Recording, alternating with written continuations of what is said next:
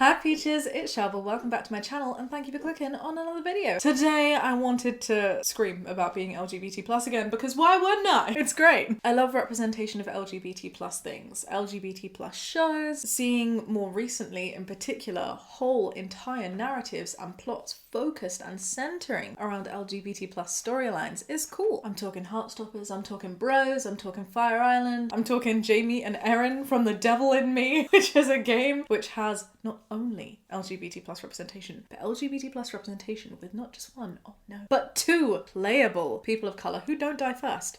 I mean, I guess it depends on how you play it. But that, my friend, is progress. I'm thoroughly enjoying seeing the LGBT plusness everywhere.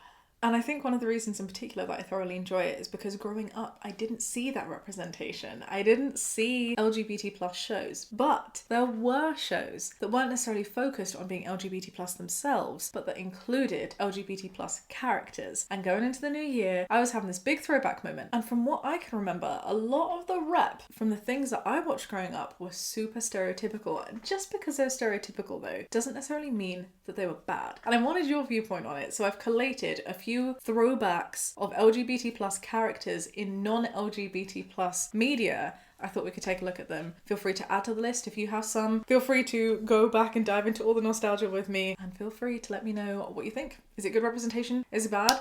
Let's have a chat. I don't know why I did that. Let's have a chat. I didn't mean to threaten you. I'm sorry. All right, are you ready? Number one. That's my terrible example of a drum roll because I can't do it. Damien from Mean Girls. She doesn't even go here. Look, Damien is the epitome of the gay best friend, but he was pretty cool, right? I feel like despite being LGBT plus, he wasn't a character that was frowned upon, but actually celebrated. He was bullied a lot as well throughout the movie, but it never stopped him from being himself. Just like that time where he was singing the song and he was hit by a shoe. I picked it up, I threw it back at the other person. Don't you bring me down today. I'm not suggesting at all that you should throw shoes. All I'm saying is I quite appreciated the fact that he was like fiercely authentic. Number two, Justin and Mark from Ugly Betty. Now, Ugly Betty as a show is massively problematic. I appreciate that. I actually don't think there are many shows from the past where you can't say that. And that's because very often language evolves with the time and is situated in the context that you're in, and things that are considered and very sensitively covered now because we learn and we grow and we understand how to accommodate better simply weren't accommodated for back then. But just because they're old doesn't necessarily mean that they're not useful or not doing good things. And I think that Ugly Betty taught some really great lessons as well as being somewhat problematic. Mark did exist as the official gay stereotype. He was mean, he was gay, he was into fashion. It's about as tick boxy as you could possibly get. Justin, on the other hand, was really cool because I think this is one of the very few representations that I've seen of a person of colour who was also LGBT. And he was, again, so fiercely just himself. Again, very stereotypically so, right? He was camp, he liked the theatre, he liked to sing and dance. What I really liked is a friendship between the two of them too. Maybe that was stereotypical as well, but the way that Mark helped out Justin sometimes. I don't want to give spoilers out for people who might not have watched it, even though it's a really old show, but I'm just saying, it wasn't necessarily the worst representation. Moving on to perhaps a more recent show, but also gay and POC representation, Titus. Titus from Unbreakable. Till I damn it, it's a miracle. Black, gay, and old. I'm not even gonna know which box to check on the hate crime form. Again, very stereotypical, but what I really loved seeing was the diversity in a different way. Titus is not just gay, but a very large gay man, and I really liked that it wasn't just focused on a very skinny person involved in fashion, or a very ripped person who goes to the gym and all they do is work out and blah blah blah blah blah. He was real and he was broke and he was struggling, but he had a dream, and I really liked that about Titus. And it would be a sin to talk about Titus Andromedon and not talk about his very, very special meatball performance. So special shout out goes out to Titus Lemonade. Lemonade Titus. The lemonade themed Titus. You know what I mean. And I know my list is very gay at the minute. It's going to continue to be because unfortunately that's about as much representation as LGBT plus people used to get. So it's understandable as to why it's mostly focused around the G and sometimes the L, which the next show has both of. Glee. And in Glee we have both Kurt and Santana. Let's focus on Kurt a little bit first. I think being bullied so much and being in a school setting like that where he wasn't just like the funny one-liner in the way that Damien was, Kurt represented what a lot of people could relate to. The LGBT plus journeys that hurt and that were being progressed, especially because so much time was given to the beautiful relationship that he has with his dad. I say beautiful relationship because, and again, I should disclaim, as I have done in previous videos, it's from what I've watched of Glee. I haven't finished the whole whole thing, so I'm sorry if it turns sour and I don't know about it. But Kurt and his dad was like so stereotypical, they couldn't be more chalk and cheese, and I really appreciated how that came together. One particular gorgeous moment that really stands out to me is, I was just thinking about how many moments there are in Glee, but it was really understated, and it's when Kurt came out to his dad, and his dad being this like macho alpha version of a man who was just like, well duh. Like he didn't make a big deal out of it at all, and I just thought it was so beautiful how he was just like, I love you just as much. And it was just very honest, because it was very clear that his dad didn't like the fact that he was gay, but he didn't stop it from getting in the way with his relationship with his son, and he said all the right things. So yeah, I like the more authentic portrayal that came from Glee. I've also been told, I've taken a look at small clips from YouTube, but I haven't watched it fully, that Santana's coming out was very different. Very like a polar opposite experience to what Kurt went through. I guess was more alike to what I know and experienced, and that was a large family drama and a large time of not being able to see or speak to the people that you love and feeling really frustrated because you're like, oh my god, what the hell? Like, I'm just myself. Why does that mean you should love me any less? And even though Glee wasn't a show just about LGBT plus people, it was about like the odd bods, right? There was an article that I read that called it like the quilt bag. All of the minority outcasts that got together because they just wanted a place to be. I want to try moving away from the gay a little bit. And when I think about not just sexual orientation, but also gender identity, one of the oldest shows that I know of, that sort of I grew up with, to explore that was Orange is the New Black, and the portrayal of Laverne Cox's character, who, especially in a prison setting as a trans woman of colour, that representation is so needed, right? And Sophia's character did it so well. I really love the fact that Sophia's character wasn't portrayed as this really like meek and feeble character who wasn't able to stand up for themselves. She knew exactly who she was, and when she went through her ordeals, and oh my god were there ordeals, not once did she ever compromise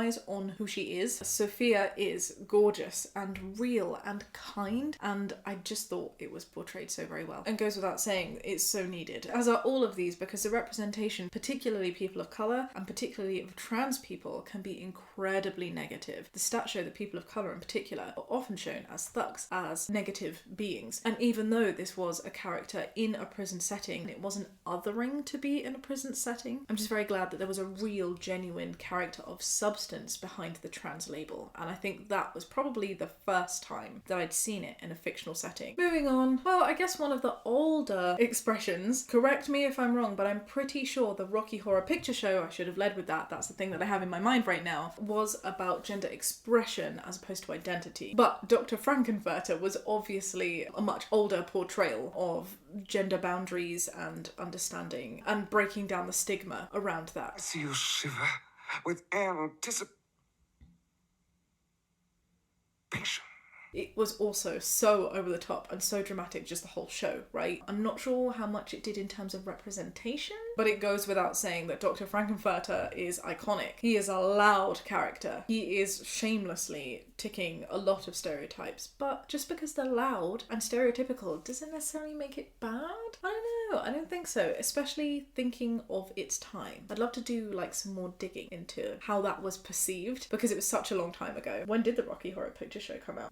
1975. Wow, I knew it was old. I didn't know it was that old. And if you were born pre-1975, I'm not at all referring to people. I'm talking about as a medium. The fact that art from the 70s is still so prevalent today, as in is still seen every single year and can be discussed in that way, I just think is really cool. But let's move to some more recent throwbacks. That's a juxtaposition if I've ever heard one. One Day at a Time is another really cool throwback that I thought of. Elena and Sid are two characters who are in a LGBT plus relationship. There are some incredible and beautiful non-binary representation too, which I think is gorgeous, especially because it's from within a Latina community, and a show that also highlights interracial relationships, which is cool, and within a younger audience. I'm not talking children, I'm talking teens, but my point is it is not sex-centered, and I think that that's really unique to see. It's important because it's in this teenage development stage, right, that we are thinking about identity, and yet for some reason the only LGBT plus representation that seems to exist are the ones that are not suitable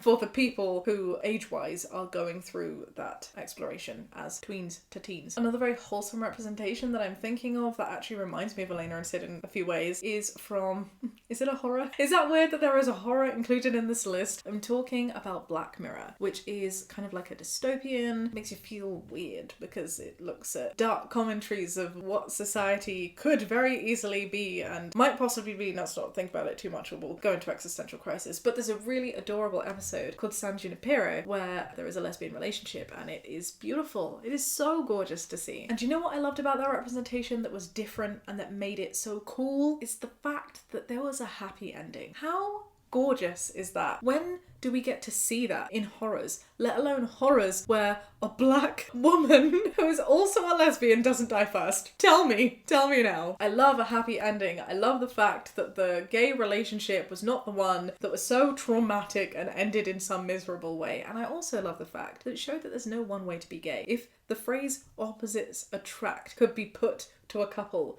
no other couple could demonstrate it more clearly. And I also think that's a beautiful thing. Now, penultimately is quite possibly one of my most favourite TV shows of all time, and that is Schitt's Creek. I was debating whether to put it on this list because is it a throwback? It's still really modern, but I didn't want to give up an opportunity to talk about Patrick and David, and so it's happening. I just think the relationship is so beautiful. Patrick's coming out in particular was gorgeous, and again, I love the fact that although it's a gay relationship, the representation goes beyond just being gay. That is also something that we don't often see, and not often seen done in such a delicate and understated way, because why would you need to shout about it? I think the best representation is ideally when it's passive, but unfortunately we're not at a place now where we can shout out about the fact that people just happen to be XYZ but are recognised for a talent as opposed to a label. And so the closest that we can get is to just show that it's not a big deal. I love that. Yes, there are of course times to talk about it and scream about it and portray it and have it centred as a storyline, but there are also times where it doesn't need to be. And David's character progression and sexuality arc seems to do just that, and I love that. Okay, the last throwback show that I could think of was BoJack Horseman, and particularly Todd. Hey, Judah, I need your advice. I'm trying to throw a sophisticated adult party to impress my parents, and I have no furniture or sophisticated adult friends. You have to bear with me, I haven't seen the show in a very long time, but from what I can remember is a good representation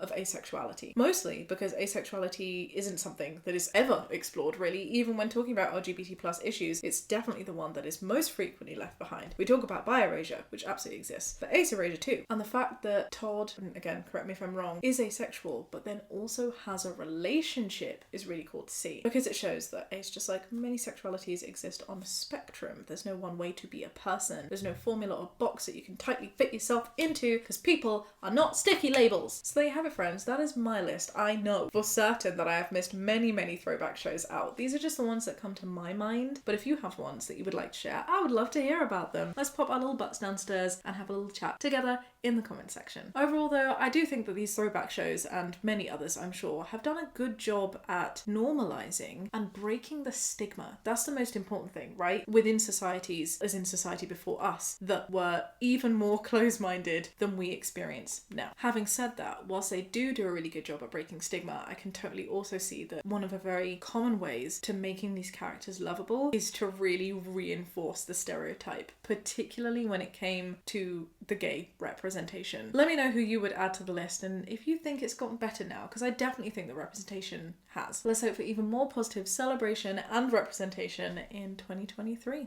Bring it on. Alright peaches, I hope you enjoyed this video. If you did, give it a thumbs up and subscribe to see more. I'll catch you next time with another video. Be kind and have a great day. Bye!